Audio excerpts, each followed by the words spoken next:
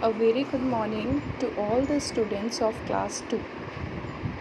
Today is your moral values period, and today we'll start with a new chapter, that is being helpful. So today we will start with a new chapter, that is being helpful. What is the meaning of being helpful? जब हम किसी की मदद करते हैं तो उसको क्या बोलते हैं? being helpful. आया समझ में? So class 2 students, get ready and listen this story carefully. You need not to do any question answers, nothing. Only you have to understand the moral of this story. आपको इस story का moral समझना है, इससे हमें क्या शिक्षा मिलती है, और जो शिक्षा हमें इस स्टोरी से मिलती है उसको आपको अपनी लाइफ में भी यूज़ करना है. समझ में आया? क्योंकि शिक्षा सिर्फ सुनने के लिए नहीं होती है, उसको हमको अपनी लाइफ में भी क्या करना पड़ता है? यूज़ करना पड़ता है. समझ में आया? ऐसा नहीं है कि हमने इसमें शिक्षा मिलती है कि हमें हेल्पफुल होना चाहिए और हम किसी की हेल्प ही नहीं करें. तो हमें सब लोगों की हेल्प करनी चाहिए, जहाँ जिसकी जो ज़रूरत हो, और जितनी हेल्प आप अपनी एज के अनुसार कर सकते हो. आपको अपने आसपास, अपने मम्मी डैडी, घर में कुछ भी छोटा मोटा काम हो, अपने फ्रेंड्स की हेल्प, सबकी हेल्प करनी चाहिए. So now I will start the chapter. So the name of story is the ant and the dove. जैसा कि आपको पता है, एंट किसको बोलते हैं? चींटी को. और डोव किसको बोलते हैं? एक वाइट कलर की बर्ड होती है.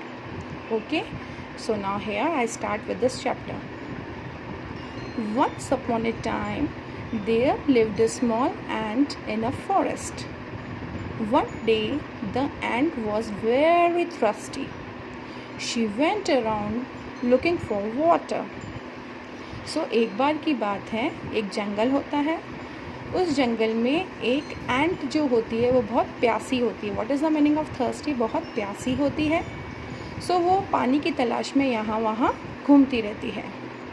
After walking for a while she saw a river that had plenty of water. काफ़ी ढूंढने के बाद उसको एक नदी दिखती है, रिवर दिखती है, जिसमें बहुत सारा पानी होता है. She went near the river. वो नदी के पास जाती है. And climb on to a blade of grass. और नदी के पास में बड़ी बड़ी घास होती है, तो वो उसके ऊपर चढ़ती है. Then she tried to bend forward to drink the water but accidentally fell into the river. But पानी पीने के लिए जैसे ही वो अपने आप को आगे की तरफ झुकाती है, कौन झुकाती है खुद को पानी पीने के लिए? एंट, क्योंकि चींटी को प्यास लग रही थी. तो जैसे ही वो अपनी बॉडी को बेंड करती है, एक्सीडेंटली क्या होता है? वो रिवर में गिर जाती है. So like this, ant fell into the river. A dove on a nearby tree saw the ant in trouble. यहाँ पे क्या होता है? एक डोव होती है ट्री पर. वो देखती है कि जो चींटी है वो बहुत ट्रबल में है. What is the meaning of trouble? मुसीबत में है. He quickly plucked a leaf. What is the meaning of pluck? तोड़ना. वो जल्दी से एक पत्ते को तोड़ती है and dropped it into the river. और उसको कहाँ? नदी में गिरा देती है. The ant held the leaf. Held का मतलब जो एंट होता है वो लीफ को पकड़ती है. जो लीफ जो उसने तैर रही होती है पानी के ऊपर, तो एंट उसको क्या करती है? हेल्ड यानी पकड़ लेती है. And quickly climbed up on it. और उसके ऊपर चढ़ जाती है. जैसा कि आपको पता है, एंट जो होती है वो किसी भी चीज़ के ऊपर चढ़ सकती है. तो उसके लिए, उसकी हेल्प करने के लिए डोव ने क्या गिरा दिया था? एक पत्ता. She sailed through the river on the leaf and reached the bank. फिर वो क्या करती है? सेल का मतलब तैरते तैरते पत्ते के ऊपर नदी के किनारे आ जाती है. What is the meaning of bank? नदी के किनारे. She thank the dove for saving her life and went back home. फिर क्या किया उसने? कितना गुड मैनर्स दिखाया. कौन सा मैजिक वर्ड यूज़ किया है इसने? इसमें थैंक यू. तो एंट ने डोव को थैंक यू बोला क्योंकि उसने उसकी हेल्प की थी जब वो मुसीबत में थी.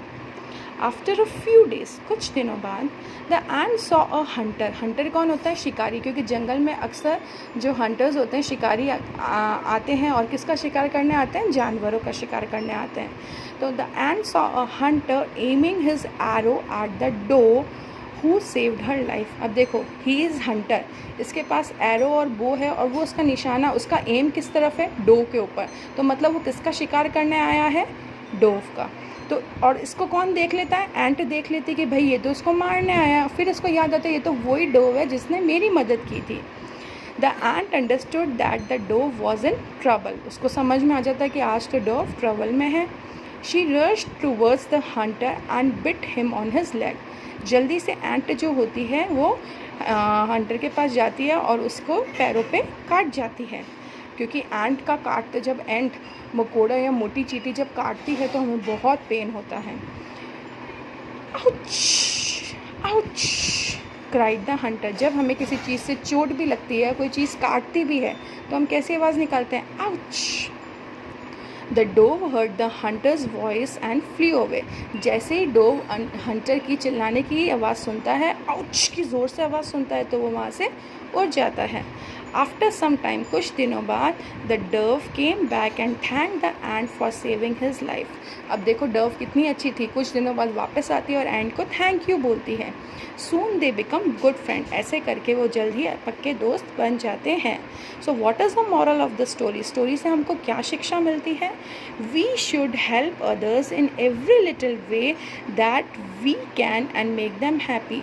हम दूसरों की छोटी सी छोटी चीज़ से भी मदद कर सकते हैं और उनको खुश कर सकते हैं।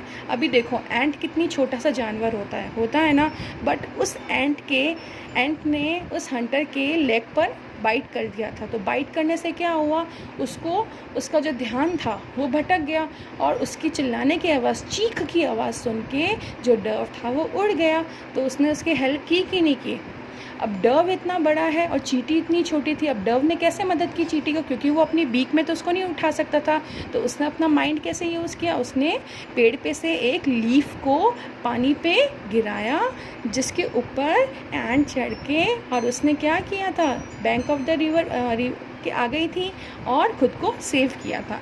और उन्होंने कौन सा मैजिक वर्ड यूज़ किया था? Thank you. सो आपको भी अगर किसी की हेल्प करने का मौका मिलता है, सो आपको भी हेल्प करनी चाहिए। एंड एवरी टाइम अगर कोई आपकी हेल्प भी करता है तो आपको कौन सा मैजिक वर्ड यूज़ करना है? Thank you. आई होप आप सब लोगों को ये स्टोरी अच्छी लगी होगी। Thanks a lot. Have a good day.